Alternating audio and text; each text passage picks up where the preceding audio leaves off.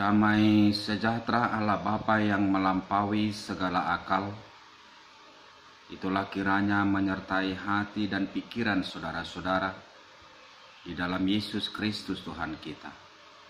Amin. Bapak Ibu saudara-saudara, firman Tuhan yang menjadi renungan bagi kita pada ibadah minggu hari ini 29 Maret 2020, terutama juga buat saudara-saudara kami yang beribadah di rumah, dikutip dari 2 Petrus pasal 1 ayat 1 sampai dengan ayat 7. Demikian firman Tuhan. Dari Simon Petrus, hamba dan rasul Yesus Kristus, kepada mereka yang bersama-sama dengan kami memperoleh iman oleh karena keadilan Allah dan juru selamat kita Yesus Kristus.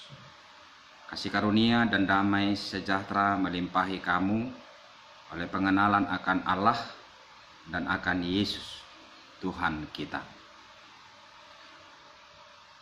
Karena kuasa ilahinya telah menganugerahkan kepada kita segala sesuatu yang berguna untuk hidup yang saleh oleh pengenalan kita akan Dia yang telah memanggil kita oleh kuasanya yang mulia dan ajaib. Dengan jalan itu Ia telah menganugerahkan kepada kita janji-janji yang berharga dan yang sangat besar, supaya olehnya kamu boleh mengambil bagian dalam kodrat ilahi dan luput dari hawa nafsu duniawi yang membinasakan dunia. Justru karena itu kamu harus dengan sungguh-sungguh berusaha untuk menambahkan kepada imanmu kebaikan, dan kepada kebaikan pengetahuan, dan kepada pengetahuan penguasaan diri, kepada penguasaan diri ketekunan, dan kepada ketekunan kesalehan, dan kepada kesalehan kasih akan saudara-saudara, dan kepada kasih akan saudara-saudara kasih akan semua orang. Demikian firman Tuhan. Bapak Ibu saudara-saudara yang terkasih di dalam Yesus Kristus, ada dua penganugerahan yang sangat besar dan luar biasa yang dipersembahkan Tuhan dalam kehidupan kita. Yang pertama, Tuhan telah menganugerahkan segala sesuatu yang berguna untuk hidup. Tuhan telah menganugerahkan segala sesuatu yang berguna untuk hidup. Jika Tuhan telah menganugerahkan segala sesuatu yang berguna untuk hidup, lalu ketika kita menjadi pribadi yang tidak hidup dan berkenan kepada penganugerahan itu sendiri, apakah hidup kita berguna atau tidak? Adalah sangat tergantung dengan pribadi kita masing-masing yang menyatakan diri kita beriman. Yang kedua, Tuhan telah menganugerahkan janji-janji yang besar dan berharga. Janji-janji yang besar dan berharga. Sebenarnya setiap orang hidup di dalam janji Allah dalam dirinya sendiri. Covenant. Karena jika setiap orang tidak hidup di dalam janji yang dari Allah, dia akan hidup oleh dirinya sendiri dan untuk dirinya sendiri. Tapi ketika dia hidup di dalam janji Allah, maka dia akan hidup bersama dengan Allah dan meniti menjalani hidupnya demi mencapai tujuan Allah.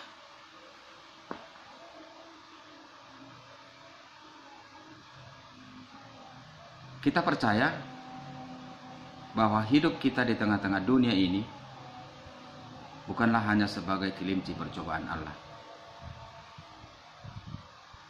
tapi kita meyakini bahwa hidup yang diperkenankan Tuhan berlangsung di tengah-tengah dunia ini adalah langkah awal menuju kepada kehidupan yang kekal yang disediakan Allah bagi umat yang percaya.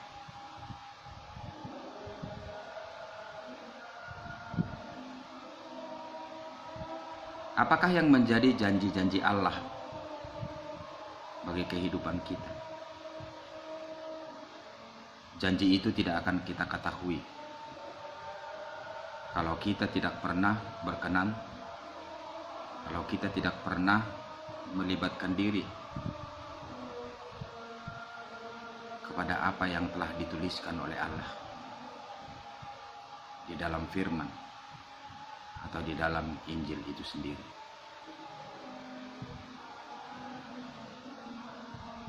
Kedua penganugerahan inilah yang menjadi dasar dari para rasul dalam firman ini mengenal Kristus dan mengenal Allah dan sekaligus beriman.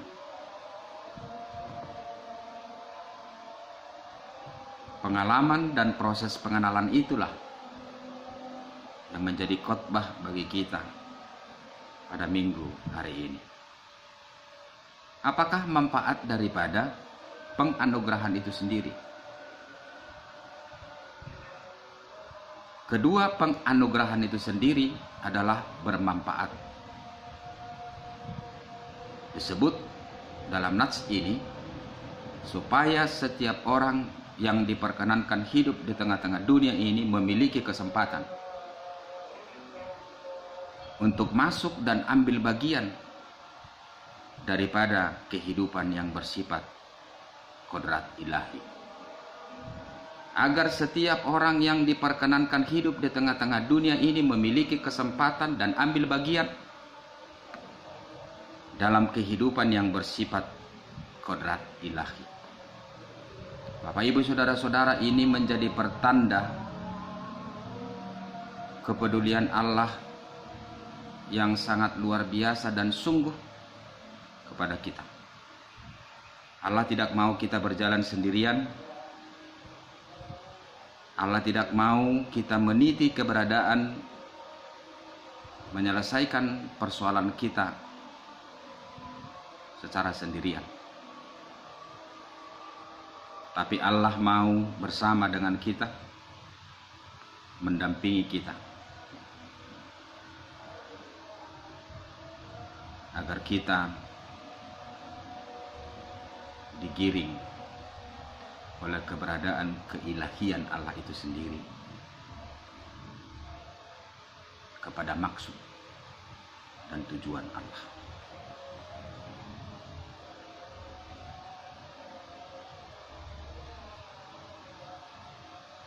Apa yang terjadi Bapak Ibu Saudara-saudara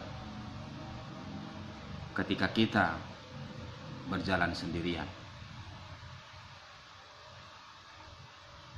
Ketika kita diatur oleh diri kita sendiri.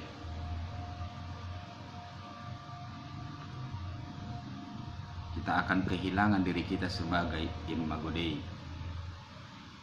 Kita akan kehilangan diri kita sebagai duta Allah yang Tuhan harapkan bisa merawat, memelihara, mengelola, menumbuh kembangkan, memberdayakan seluruh isi bumi ini dengan rasa takut akan Tuhan, tentu demi memenuhi kebutuhan umat manusia.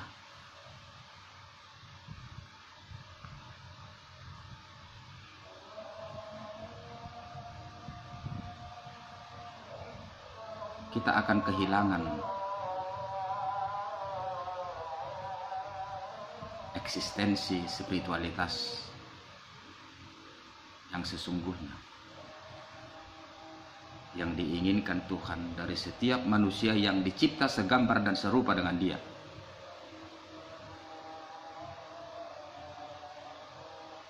Dan memang sudah selayaknya manusia itu mengaku bahwa Tuhan itu ada, bahwa Kristus itu adalah keselamatan.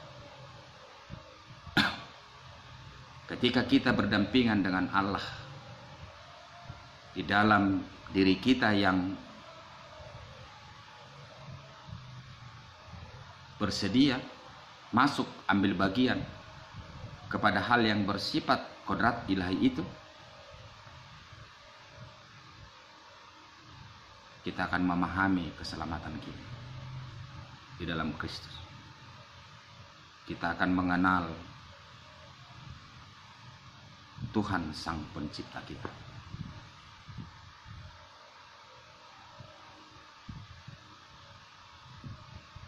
Ketika kita pribadi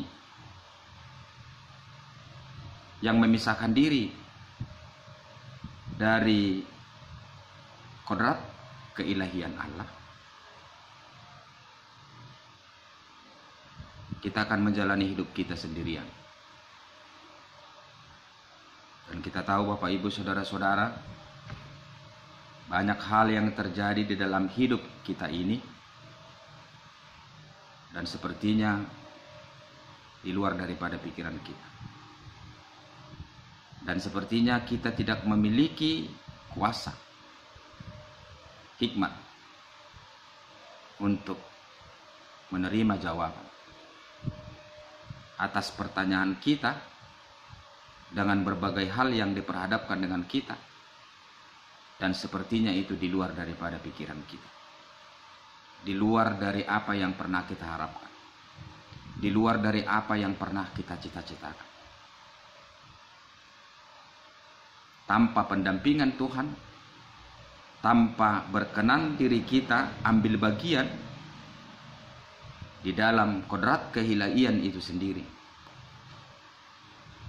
kita akan menjadi pribadi yang bodoh dan tidak tahu apa-apa tentang maksud dan tujuan segala sesuatu yang terjadi dalam hidup kita. Ketika kita pribadi yang memisahkan diri dari kodrat keilahian Allah, kita hanya berorientasi kepada hidup kita hari ini.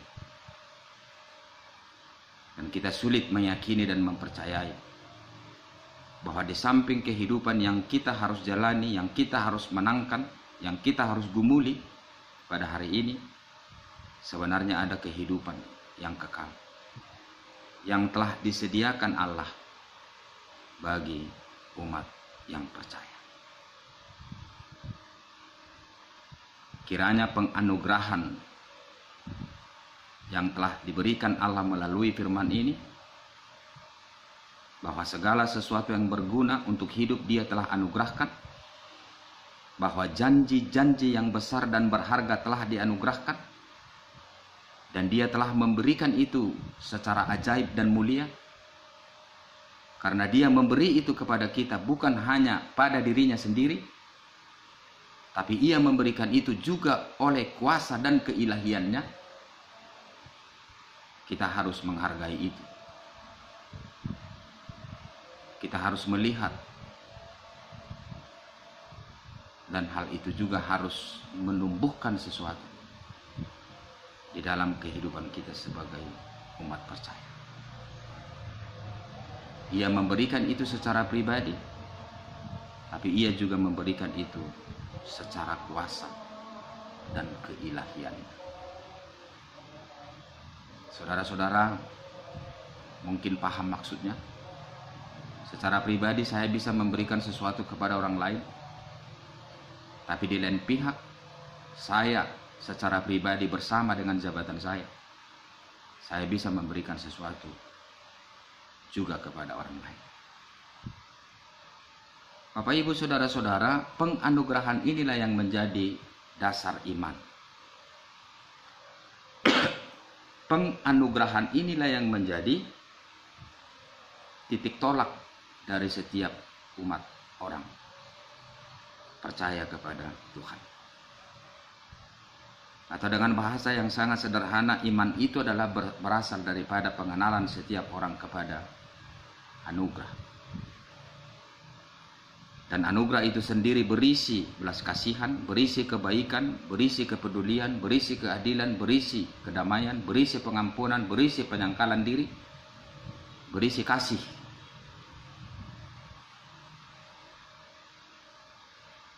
Dan itulah yang membuat kita percaya. Dan itulah yang membuat kita beriman. Iman itu sendiri, Bapak Ibu Saudara-saudara, bukanlah seperti benda yang bentuknya tetap saja kemanapun kita bawa. Dan dia tidak akan berubah seiring dengan pergantian waktu. Tapi iman itu sendiri adalah dinamis. Dan bukan statis. Iman itu sendiri adalah sesuatu yang boleh ditumbuh kembangkan. Melalui berbagai perangkap yang berhubungan dengan kita dan berhubungan dengan iman itu sendiri. Dalam firman ini, iman itu harus ditumbuhkan melalui kebajikan. Apakah yang dimaksud dengan kebajikan, Bapak Ibu Saudara-saudara? Kebajikan itu sendiri adalah sesuatu yang mendatangkan kebaikan. Atau sesuatu nilai yang baik yang muncul pada diri manusia yang terdalam, lalu dia menjadi pribadi yang memiliki komitmen untuk mewujud nyatakan daripada kebaikan itu. Iman itu sendiri, Bapak Ibu Saudara-saudara, harus diisi dengan pengetahuan. Kita sepakat menyatakan bahwa iman yang kita percayai adalah bukanlah iman yang konyol. Walaupun memang kita harus juga memberikan pernyataan, iman itu semata-mata bukan hanya sebatas ilmu pengetahuan atau pengetahuan itu sendiri. Karena terkadang dalam proses keberlangsungan kepercayaan adalah sungguh sangat lebih baik kita imani dulu baru kita percayai. Bukan kita pelajari dulu baru kita percayai. Tapi ketika kita percaya, kita juga dituntut oleh keberadaan Kristus, dituntun oleh keberadaan iman itu sendiri, supaya kita menjadi pribadi yang bertanggung jawab secara pribadi yang beriman. Kita harus mengetahui tentang Kristus. Kita harus mengetahui tentang Roh Kudus. Kita harus mengetahui tentang Allah. Kita harus mengetahui tentang hikmat. Dan kita harus mengetahui tentang keberadaan hidup kita, iman kita dihubungkan dengan berbagai hal yang terjadi dalam hidup kita dan apakah yang dihasilkan dalam proses keberlangsungan itu sendiri. Iman itu sendiri, Bapak Ibu, Saudara-saudara, harus juga diperhadapkan dengan penguasaan diri. Bagaimana kita bisa mengetahui kadar dan tingkat kemampuan kita dalam hal beriman ketika kita tidak diperhadapkan kepada hal-hal yang berlangsung di tengah-tengah dunia ini, tentunya hal-hal yang tidak sesuai dengan keinginan Tuhan yang senantiasa menggoda diri kita.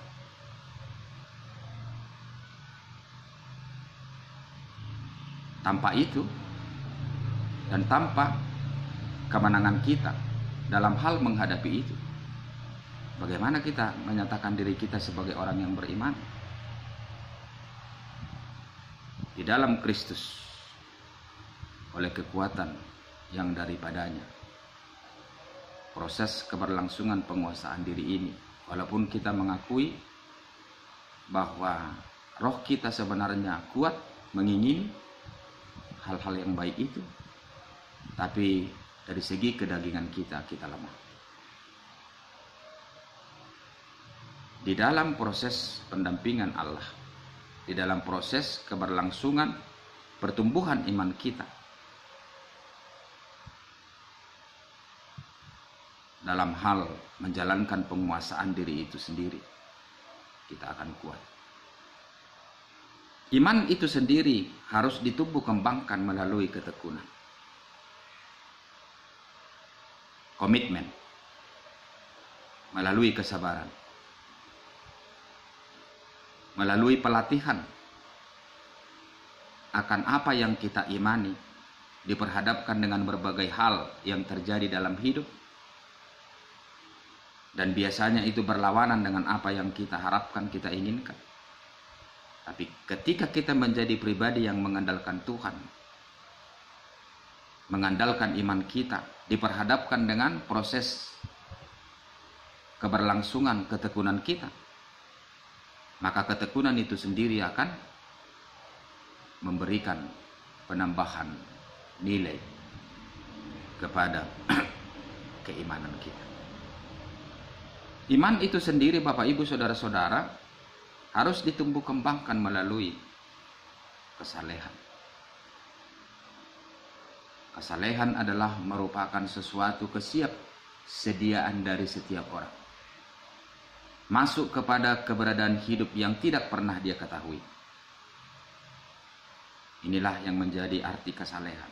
Kesiapsediaan dari setiap orang masuk kepada keberadaan hidup yang tidak pernah dia ketahui apa yang terjadi, tetapi mengandalkan keyakinan pendampingan Tuhan, penguatan, penopangan daripada Tuhan.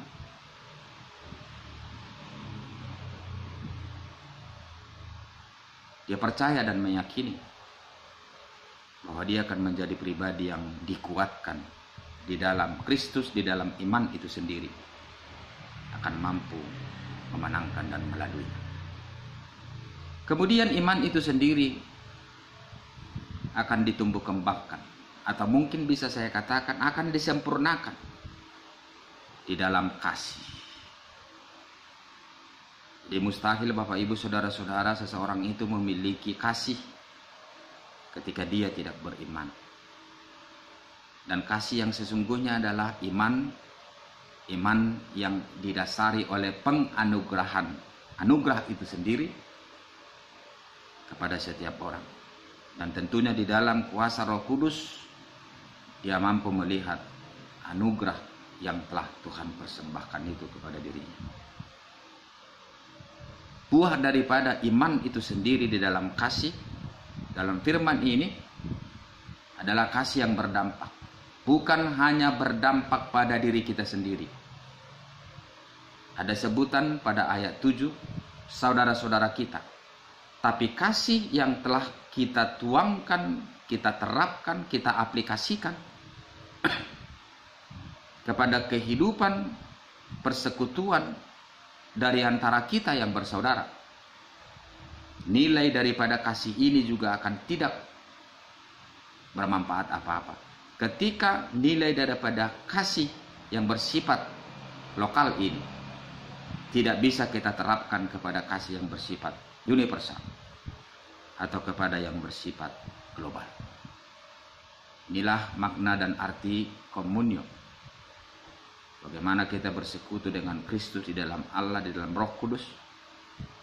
Lalu bagaimana pula kita menerapkan keberadaan persekutuan itu. Bukan hanya sebatas persaudaraan sesama kita, sesama saudara, sesama Kristen.